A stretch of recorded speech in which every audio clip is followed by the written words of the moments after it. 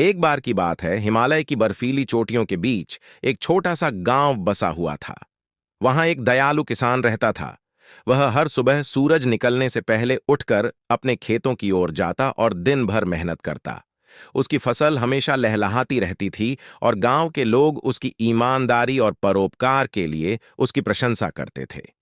लेकिन एक साल बारिश कम पड़ी और सूखा पड़ गया। किसान की फसल सूख गई और उसे अपने परिवार का पेट पालने के लिए भी काफी मुश्किल हो रही थी। वह चिंतित होकर रोज एक पहाड़ की चोटी पर जाकर ध्यान लगाता और भगवान से गुहार करता। एक दिन ध्यान लगाते हुए उसने एक चमकती हुई आकृति देखी। ये भगवान बुद्ध थे। किसान उनके चरणों में गिर पड़ा और अपनी व्यथा सुनाई। भगवान बुद्ध ने उसकी ओर करुणा से देखा और बोले, हे किसान, तुम्हारी फसल सूखने का कारण सिर्फ सूखा नहीं है, बल्कि तुम्हारा डर और चिंता भी है।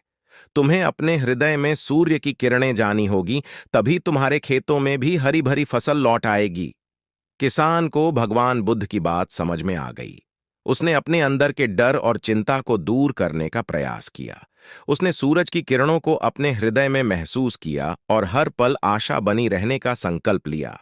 उसने गांव के दूसरे लोगों को भी निराश न होने और मिलकर सूखा दूर करने के उपाय सोचने के लिए प्रेरित किया।